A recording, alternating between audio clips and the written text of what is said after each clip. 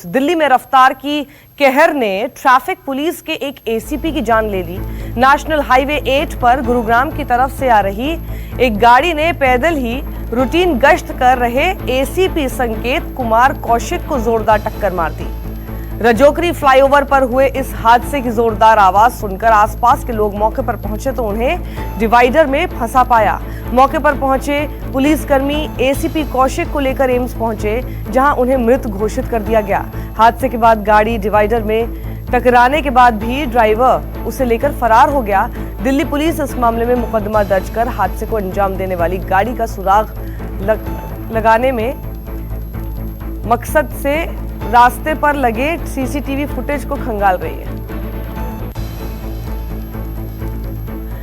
और हमारे साथ राहुल प्रकाश इस वक्त जुड़ गए हैं। राहुल, ये आखिर किस तरह से हुआ एक्सीडेंट और क्या डिटेल्स अभी तक इस ड्राइवर और उसकी गाड़ी के बारे में हाथ लगी हैं? देखिए, ये दरअसल रात 8:30 बजे का वाकया बताया जा रहा है, क्योंकि जिस तरीके से ट्रैफिक मूवमेंट को देखने के लिए आला अधिकारी मौके पर रहते हैं। साउथ वेस्ट जोन जो पड़ता है, ये रजोकरी जो पूरा गुड़गांव से जो पूरा रूट निकल के आता है, तो उसकी चेकिंग की दौरान इनकी ड्यूटी थी। संकेत कौशिक जो कि राजस्थान के रहने वाले हैं, 58 इनकी एज है, और जिस तक ये हादसा हुआ उस वक्त ये वहां मौजूद थे। इन्होंने उसे रोकने की कोशिश करी, हालांकि जब वो नहीं रुका, तेजी से आया, टक्कर मारी, और जिस तरीके का हादसा था, जो कहा जा सकता है कि एक तरह से उसने रोकने की बजाय मारने की कोशिश की होगी, हिट एंड रन जिसको हम कहा जाता है, वो हुआ है। और उसके बाद वो ड्राइवर गाड़ी को लेके वहां से फरार हो गया। हालांकि तमाम जो जांच है वो कर रहे हैं, सीसीटीवी निकाली गई है। हालांकि अभी ये चीज साफ नहीं हुई है, क्योंकि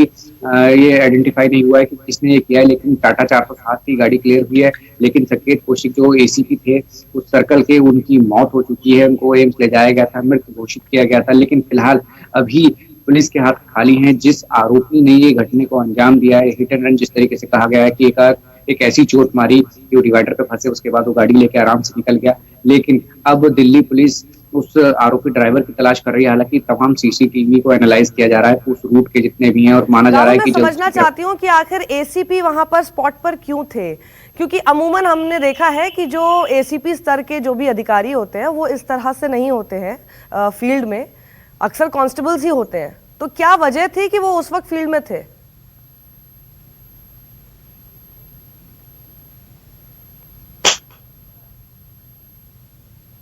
राहुल, आपको आवाज आ रही है मेरी? तो इस वक्त की बड़ी खबर हम आपको बता रहे हैं, बड़ी और बेहद दुखद खबर है। अब उस ड्राइवर के खिलाफ मामला दर्ज कर लिया गया है, उसे ढूंढने की कोशिश है। लेकिन आप सोचिए कि एसीपी वहां पर मौजूद होते हैं और वो ट्रक को रोकने की भी कोशिश करते हैं, और वो जो ट्रक ड्राइवर है वो ऐसा लगता है कि मारने के ही मकसद से वहां से निकला, और उसके बाद मारने के बाद भले ही उसका ट्रक जो है वो फंस गया था डिवाइडर के साथ, लेकिन उसके बावजूद वो उसे वहां से लेता हुआ फरार हो गया। पीएम मोदी आज सुबह 11 बजे मन की बात करेंगे। कोरोना काल में मन की बात का ये 5वां एपिसोड है। इस कार्यक्रम को लेकर पीएम मोदी ने ट्वीट के जरिए लोगों से चर्चा के लिए विचार मांगे थे, जिसे वो अपने इस कार्यक्रम में शामिल करेंगे। मन की बात में पीएम मोदी कई अहम मुद्दों का जिक्र करते हैं। आज करगिल विजय दिवस को लेकर शहीदों का जिक्र भी कर सकते हैं पीएम मोदी। और 21वें करगिल विजय दिवस के मौके पर आज रक्षा मंत्री Rajnath Singh national war memorial जाएंगे और वहां शहीदों को श्रद्धांजलि देंगे। रक्षा मंत्री के साथ सीडीएस बिपिन रावत और तीनों सेना के अध्यक्ष भी रहेंगे। 1999 में आज ही के दिन करीब 60 दिन तक चला करगिल युद्ध खत्म हुआ था। इस युद्ध में भारतीय सेना के जांबाजों के पराक्रम के आगे पाकिस्तान बुरी तरह पस्त हुआ था और भारत को जीत हासिल हुई। करगिल युद्ध में शहीद हुए जवानों के सम्मान में हर साल 26 जुलाई को करगिल विजय दिवस मनाया जाता है। राजस्थान में जारी सियासी खींचतान के बीच कांग्रेस ने राष्ट्रीय स्तर पर विरोध प्रदर्शन का फैसला किया है। कांग्रेस का आरोप है कि बीजेपी राजस्थान में लोकतंत्र और संविधान विरोधी काम कर रही है और इसी के खिलाफ जारी मुहिम के तहत सोमवार को वो देश भर के राजभवनों के सामने प्रदर्शन करेगी।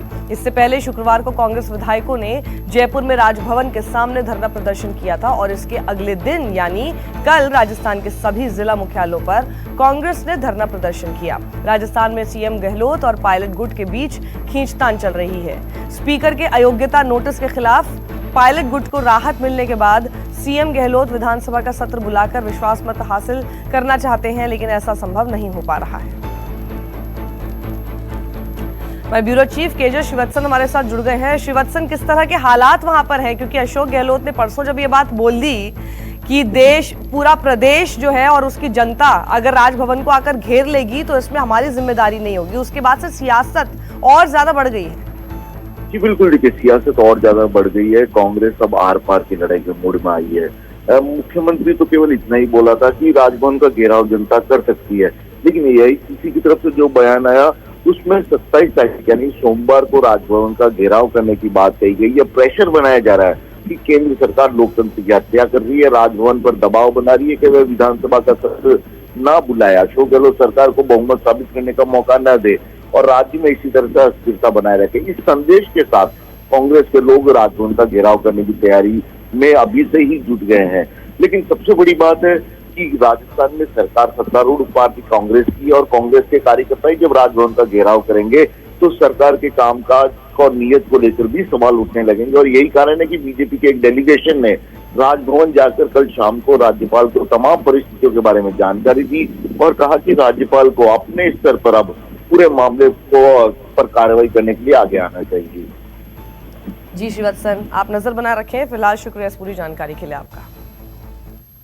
यूपी में बदमाशों के हौसले इतने बुलंद हैं कि वो एसडीएम तक को धमकी देने से नहीं चूक रहे। मथुरा के एसडीएम राजीव उपाध्याय के घर पहुंचकर हथियारबंद बदमाश जान लेने की धमकी देकर फरार हो गए। इस मामले से सहमे एसडीएम ने डीएम को लिखित शिकायत देने के साथ ही एसएसपी को भी जानकारी दी है। बताया गया है कि बदमाशों ने सरकारी जमीन से अतिक्रमण हटाने की कार्रवाई बंद करने को लेकर धमकी दी है। एसडीएम के मुताबिक फॉर्च्यूनर गाड़ी से आए 5 लोगों ने उनकी आवाज पर तैनात होमगार्ड को उन्हें चेता देने के लिए कहा। हालांकि एसडीएम खुद जब तक बाहर निकले बदमाश वहां से फरार हो गए।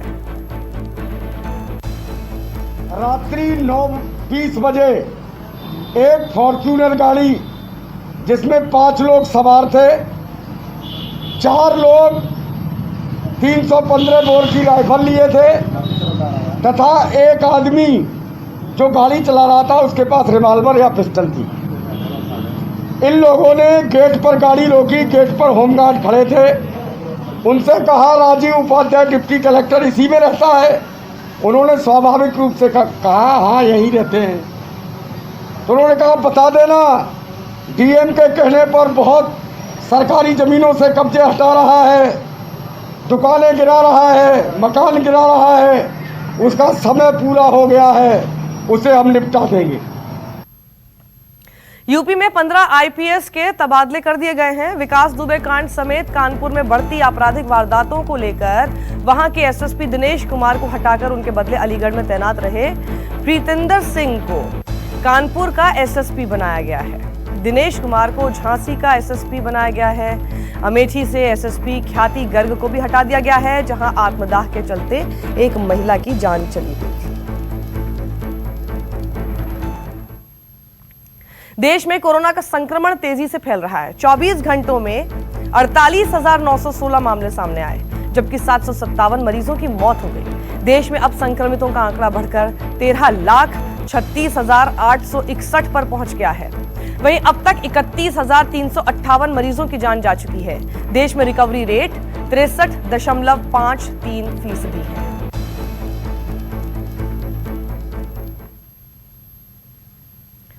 महाराष्ट्र में लाख कोशिशों के बावजूद कोरोना रुकने का नाम नहीं ले रहा है। राज्य में कोरोना मामले में जबरदस्त उछाल आया है। पिछले 24 घंटों में 9,251 मामले सामने आए हैं और 257 लोगों की मौत हुई है। महाराष्ट्र में कोरोना मरीजों की संख्या अब 3,66,368 हो गई है। अब कोरोना से मरने वालों की तादाद 13,389 हो गई है, तो वहीं मुंबई में कोरोना मरीजों की संख्या 1,07,981 हो चुकी है और अब तक मुंबई में 6,033 लोगों की कोरोना से मौत की खबर आ चुकी है।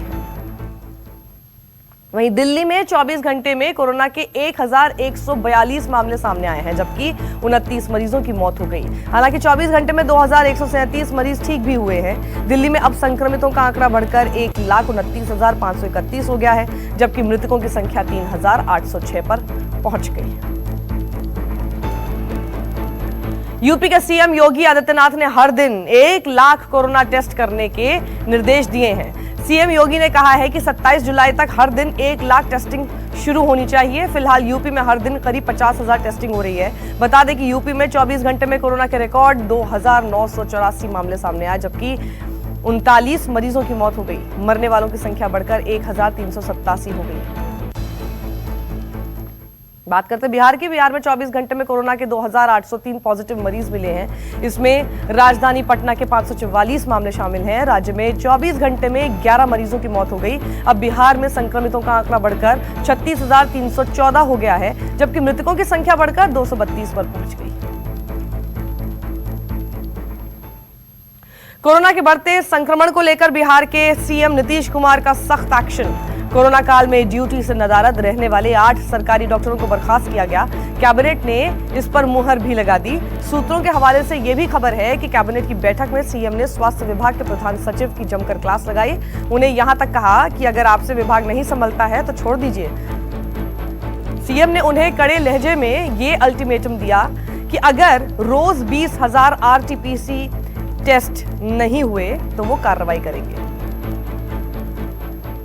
इस वक्त सौरभ कुमार हमारे साथ है। सौरभ, ऐसा लग रहा है कि अब जाकर नीतीश कुमार थोड़े जागे हैं। अब जाकर जो सख्ती उनको पहले कर देनी चाहिए थी, अब शुरू हुई है। जी बिल्कुल, फजीहत होने के बाद नीतीश कुमार की जो एक्शन है वह कल दिखाई दी। कल कैबिनेट की मीटिंग हो रही थी और उनके सामने स्वास्थ्य विभाग के प्रधान सचिव बैठे हुए थे। सबसे बड़ी बात है कि इसके पहले यानी 2 दिन पहले मंगल पांडे जो स्वास्थ्य मंत्री हैं, उन्होंने मुख्यमंत्री से शिकायत की थी कि जो प्रधान सचिव है वह मेरी बात नहीं सुनते हैं, वह वही करते हैं जो उनका मन करता है, यानी स्वास्थ्य विभाग में वो अपनी मनमानी करते हैं।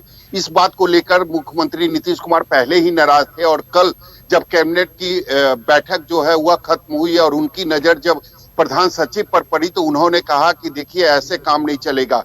अगर टेस्टिंग जो है वह 20,000 का आंकड़ा नहीं पार कर पाएगा तो आप अपना देख लीजिए। अगर आपसे विभाग नहीं संभल रहा है तो आप उसको छोड़ सकते हैं, मुझे कोई परेशानी नहीं। लेकिन सौरभ, एक बात बताइए, इन सब लोगों को सस्पेंड कर देना, हटा देना, इससे कितना फर्क पड़ेगा? जो स्वास्थ्य सुविधाएं इतने सालों में आपने ठीक नहीं की, 15 साल से राज है नीतीश कुमार का, अब अचानक से उन सब के ऊपर कार्रवाई कर रहे हैं। 15 साल से भी सो रहे थे क्या?